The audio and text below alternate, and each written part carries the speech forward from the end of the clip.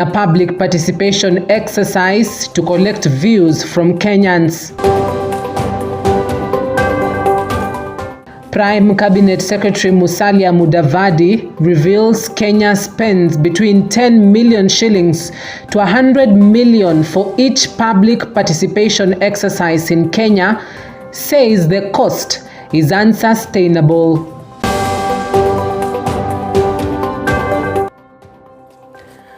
Thank you for tuning in. Our sign language interpreter tonight is Laura Omondi. My name is Cynthia Nanjala. Let's get this show started.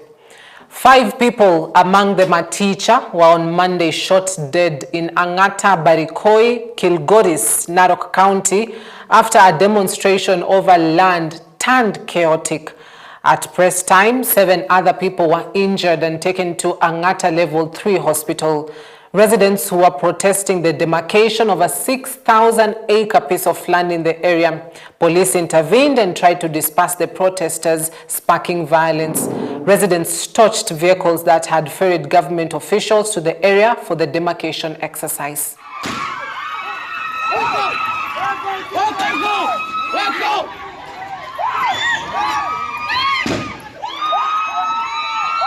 Watu wanawawa bure kwa shamba.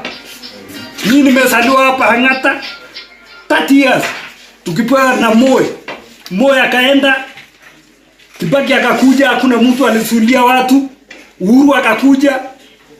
For 30 years hii tunakuja pigwa risasi kwa shamba yetu. We have got titles na tulipewa na serikali. What government is this? Watu 5 wamelala hapa. Wengine anapigwa kwa shamba. What kind of government is this? Ruto sikia. Kuja Angata utueleze kwa nini zinapigwa. Mtu kama Angata utueleze kwa nini watu wanapigwa. Sisi tulikuwa tunapalilia. Kidogo kidogo tunasikia mlio wa risasi. Kidogo kidogo watu wameanza kupigwa ovyo. Kuinuka kidogo ndio watu wameanguka. Sasa tunashindwa jamini, kama ni shamba Ruto angechukua shamba lakini hawajawahi watu jamini. Hii kisaka ilitupata tukiwa kwa shamba, nikiwa ninapalilia kwa shamba. Ndio akaanza kupiga marisasi juu mpaka wakanipa hiyo majeraha ambayo mnaiona kwa kichwa. Hiyo ndio shida yenye ilitupata tu kwa shamba. Ndio wakaanza kupiga marisasi, ndio hiyo risasi ikanipata kwa kichwa.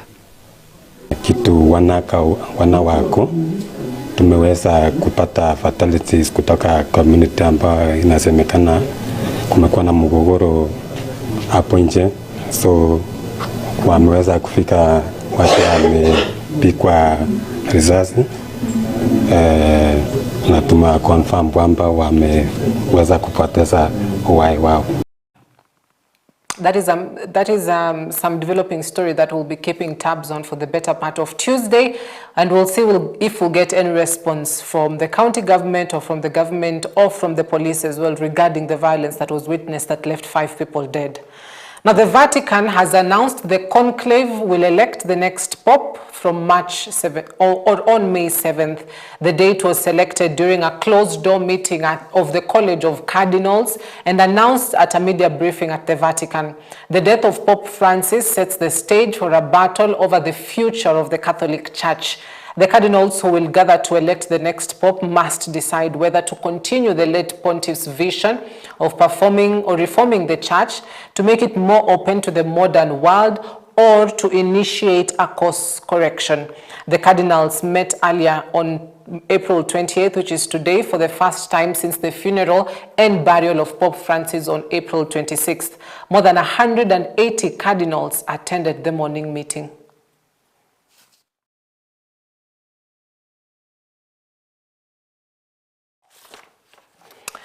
Prime Cabinet Secretary and the Cabinet Secretary for Foreign and Diaspora Affairs, Musalia Mudavadi, has raised concerns over the escalating costs of implementing public participation processes as constitutionally required under Article 10 and 118 of the Constitution of Kenya. Mudavadi said that estimates for public engagement activities range between 10 million shillings to 100 million shillings per exercise, depending on the scale and geographical coverage. Speaking when he met with high-level when he held high-level meetings with the United Nations country team led by resident coordinator Stephen Jackson, Mudavadi warned that the current cost model is unsustainable, noting that such financial demands could deprive vital sectors like health, education, and infrastructure of critical funding. In the meeting to review key development milestones and discuss urgent governance reforms, Mudavadi revealed that the government is finalizing a public participation bill which will provide a structured legal framework for public involvement in decision-making processes. There are two issues that we are grappling with. One is cost in terms of the financial implications, and then the other is cost in terms of time, the lead time between formulating something and implementing. And that, of course, feeds into the political boiler room, depending on how you manage it. So we really need some urgent intervention here, I can tell you that.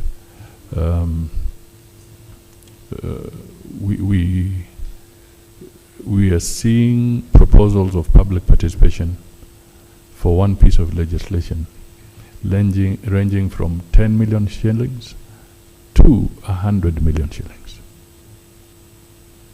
It's not tenable. There's this aspect of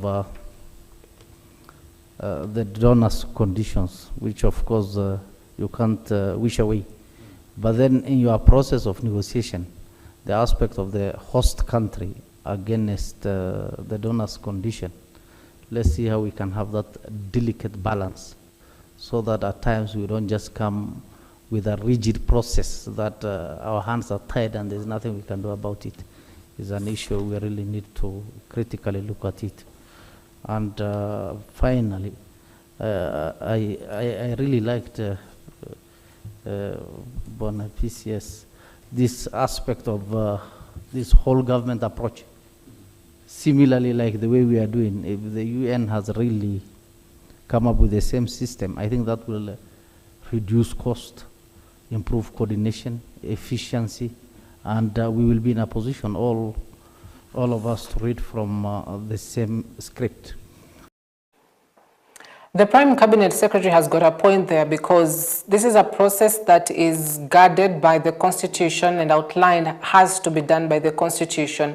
And so it is a very thin line between the government or the legislator, doing this process, but at the same time as well maintaining and keeping a balance on the cost of the process at the end of the day, because so many bills go through Parliament. Each bill has to go through public participation, same as many policies which are instituted by different government institutions. They go through public participation.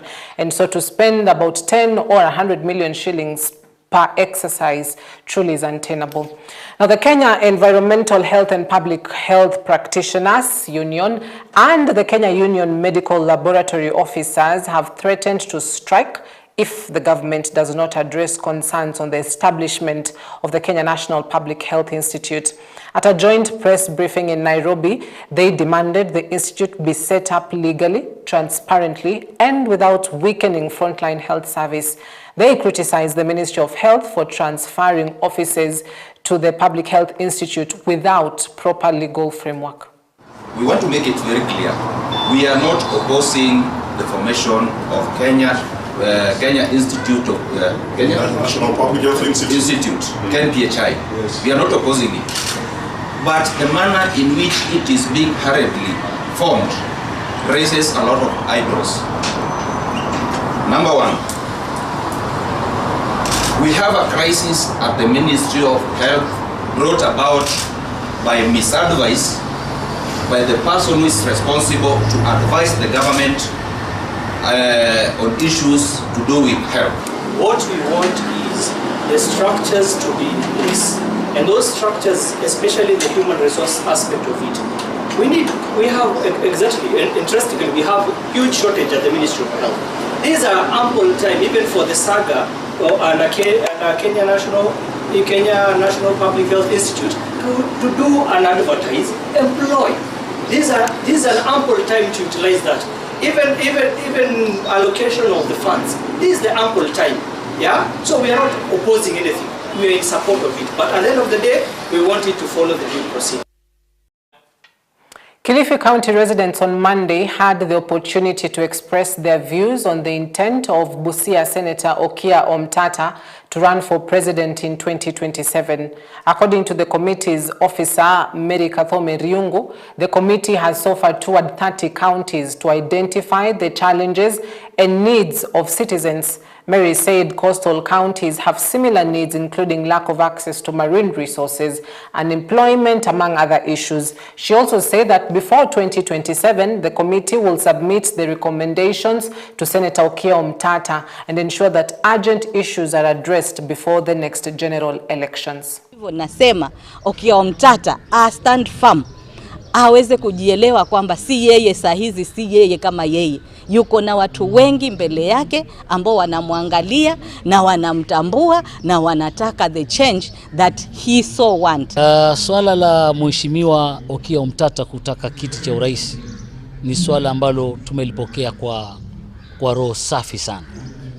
Kwa roho safi sana. Tunahitaji mtu kama yeye kwa sababu Okiya Omtata ni mmoja kati ya wale viongozi ambao tumewaona miaka yote wako chini huku wakimtafutia haki ama kumtetea mwananchi wa kawaida. Mimi swala la Omtata nimelibeba kwa 100% kwa sababu moja tu. Nimeona yeye ametoka from nowhere na amekuja tayari na kutaka kusema kiti hicho na kitaka cha president kwa malengo ya kuangalia yule mwananchi wa chini kabisa. To the corridors of court, Cleophas Malala has suffered a setback after the High Court upheld the Gazette notice dated August 19th, 2024 that removed him from the position of United Democratic Alliance Party Secretary General. In a ruling delivered on Monday, Justice Bahati Mwamuye quashed the decision of the political party's disputes tribunal that had temporarily reinstated Malala. The court emphasized that the Gazette notice effecting Malala's removal remains valid and binding. In a further blow to Malala, the High Court also nullified the entire proceedings before the disputes tribunal, effectively closing the door on any attempt to challenge his ouster through that forum.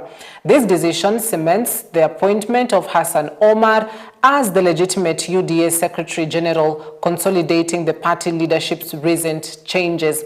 Omar, a former Mombasa senator and a close ally of President William Ruto, is expected to steer the party as it prepares for upcoming political contests.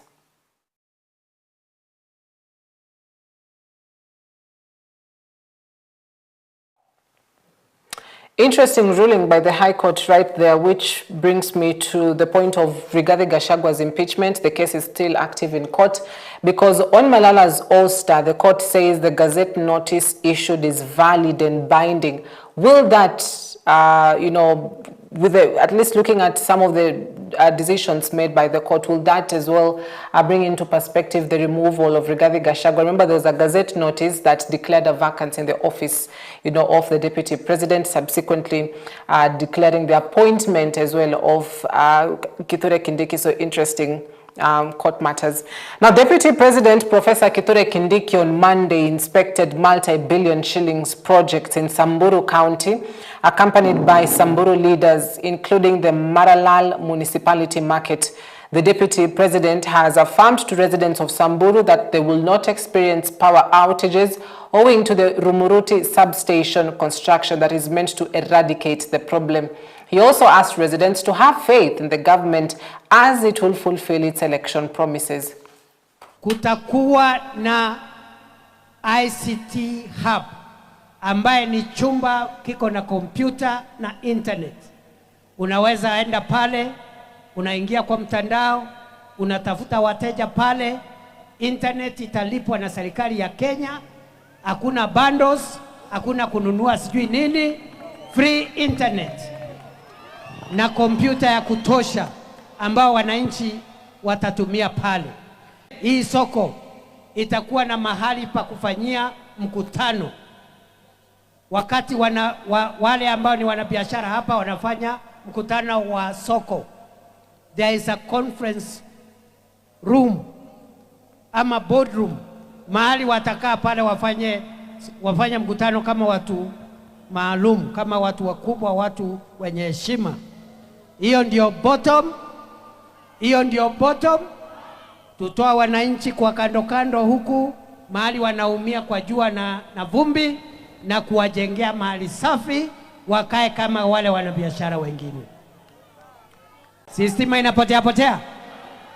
Dawa ya stima hapa ni ile program tuko naye pale Rumuruti ya kujenga substation ya power. Tunatumia zaidi ya milioni 330 ambayo inakamilisha. The substation inajengwa saa hizi. It is already 40% complete.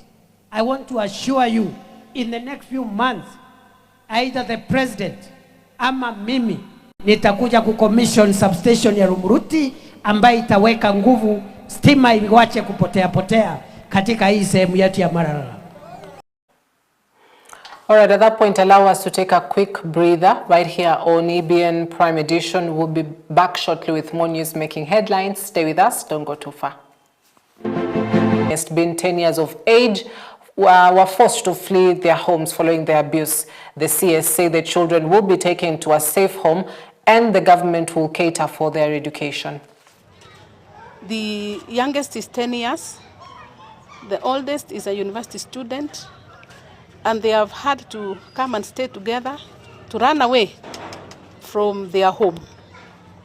And so as a department, we decided to come because it is being said that is happening, and coming to see is another thing. So we have decided to come and see.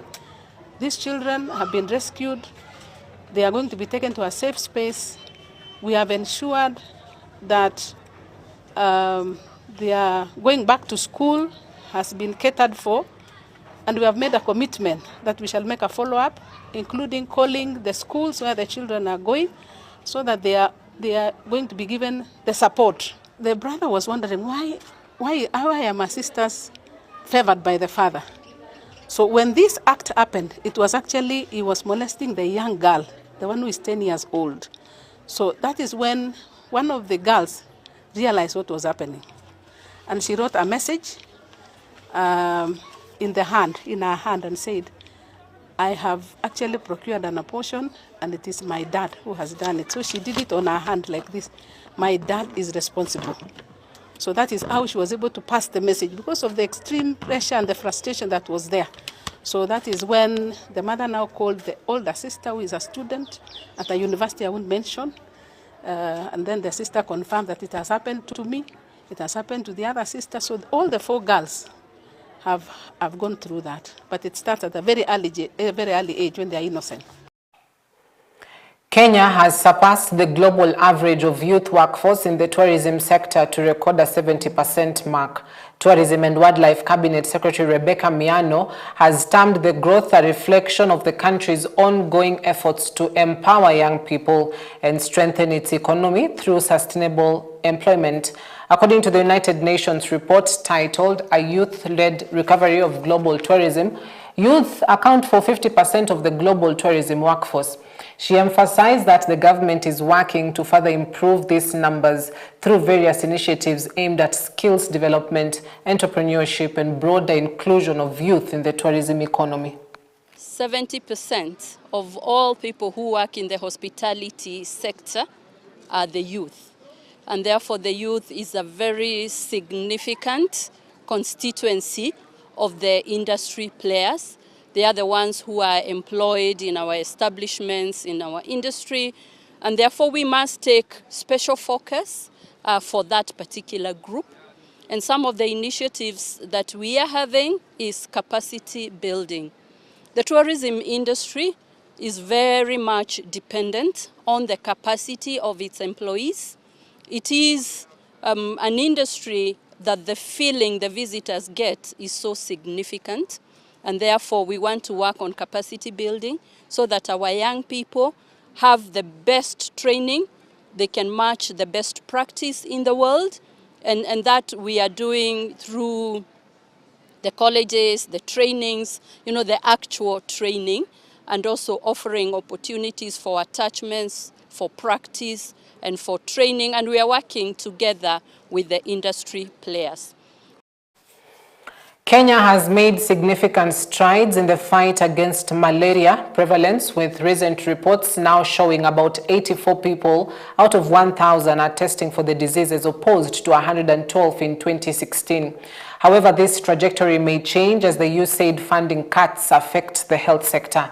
Inasmuch as the malaria numbers have been fluctuating, unless there is more investment from the two levels of government, then there is a risk of the prevalence going up again. Consequently, there are about 10 counties that are under malaria watch, most of which are in the western parts of the country. As the world celebrated World Malaria Day, Kenya prides itself as having made milestones in combating the malaria pandemic, as 21 counties remain on the path of eradicating it. We have carried out indoor residue spraying campaigns in Busia and Migori counties in 2024, achieving over 95% coverage and protecting approximately 2 million people.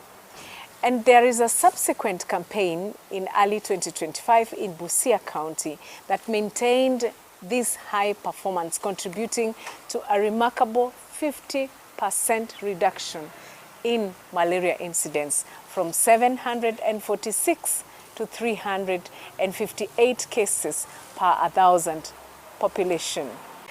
In the past decade, really, we have witnessed a renewed vigor in the fight against malaria, and this is leading to substantial progress across the country, and especially in our country, Kenya. And this is because of the collective national and county level efforts that the malaria incidences have reduced by 25% from 2016, when we could experience 112 per 1,000 population, to 84 per 1,000, 84 cases per 1,000 population at the end of 2024. Malaria remains a burden to many of our households, and as a country we are working together closely, both the national government and the county government, to ensure that the prevalence of malaria continues to decrease every other day. And we want to promise the people of this country that we are looking forward to providing an available, accessible, affordable, and acceptable quality healthcare all the time. Thank you.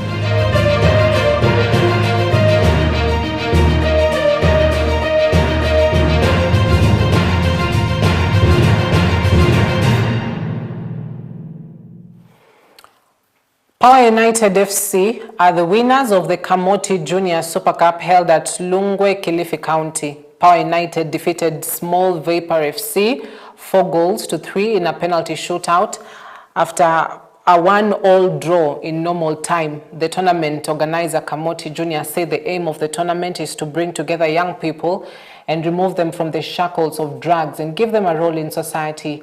Kamoti also say they aim to give young people the opportunity to join big teams in the country. Baada ya hizi tournaments kuisha, tunafaa kuselect vijana ambao tutawatoa hapa mashinani, at least tuwainue wafike zile ngazi za juu. Wakati wale watakapokwenda kule, hata hawa wengine watakuwa na ile morali kwamba mimi pia nikitia bidii nitafika kule mbele. Lakini kama tournaments zikiisha tunawaacha, watavunjika moyo. Na tuasisitiza vijana waweze kujihusisha ili tupate kuona vipaji vyao, tupate kuvikuza to another level, see the ground level vile wako. Sasa hii ni kama genesis ya hao kuanza kujikuza, because tukiwa mahali kama hapa tunaangalia jinsi ambavyo wanajichangamsha, jinsi ambavyo wanajitahidi katika haya masuala ya kuinua vipawa vyao. Na zaidi ya hapo, si ati ibaki tu hapa, lazima tuwapatie motisha, manake si hawa peke yao vijana, kuna wengine bado wanakuja chini. Pia nao wako hapa ni wengi, ni wakocha tu wa mtaani, so tunajaribu kuweka hizo tournament angalau vijana wapate kwenda mbele. Ingine naweza ongelea malengo kwa hii tournament ni kupata vijana wapate kuenda mbele. Kuna sponsors ambao wanasomesha vijana kupitia mpira, football sasa inalipa. Kuna wengine wanapata ajira kupitia mpira.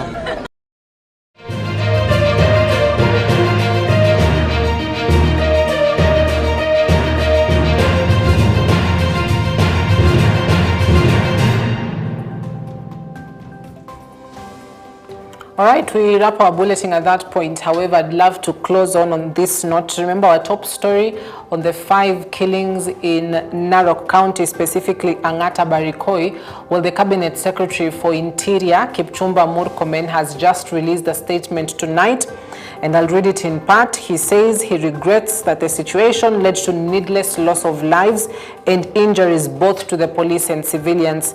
Investigations are ongoing to establish the number of deaths, the people responsible for the deaths, and those who instigated the tension. Security, he says, has been beefed up in the area, and they appeal for calm and restraint. He says the government is committed to protecting lives and property of every citizen, and no one can take away their property illegally. So that is the latest press release from the CS for Interior, Kipchumba Murkomen, concerning the 5 deaths, the 5 people that were shot dead allegedly by GSU officials in Angata Barikoi in Narok County. So definitely a story that we'll be following up tomorrow as well, on just perhaps any injuries or any other developing part of it that will come up to the newsrooms. All right, we wrap it up at that point. Our sign language interpreter tonight is Laura Omondi. My name is Cynthia Nanjala. Good night. Stay safe as well.